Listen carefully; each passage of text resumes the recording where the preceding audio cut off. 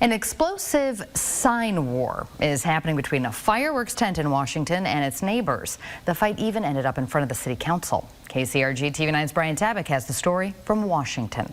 Walk in, we have our kids packs of our small fountains. David Robbs, owner of World's Cheapest Fireworks in Washington, has been open for 3 days and have already had the police called on them 6 separate times. This has definitely been one of the most difficult years I've ever had.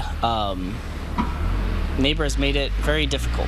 He says the complaints from his neighbors stem from signs being put in the right-of-way and this grand opening sign that his neighbor says blocks his view from getting out of the driveway.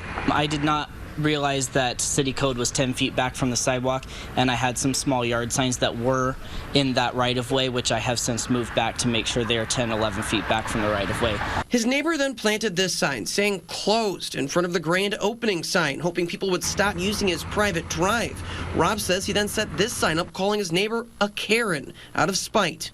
Someone offered me the sign to put up because they said they had issues with their neighbor, and I put it up for an afternoon, and I wanted to take the high road, so I took it down yesterday afternoon. It was only up for a few hours. Robbs brought up the complaints to Washington City Council. City Councilman Steve Galt told Robbs to remove the Karen sign. Take your sign down that says neighbors a Karen or Catherine or whatever it is. With Robbs removing his signs, he hopes the argument can now start to fizzle out. He definitely doesn't like me being set up here, and the threats and him calling the police are proof of that. In Washington, Brian Tabak, KCRG TV9 News.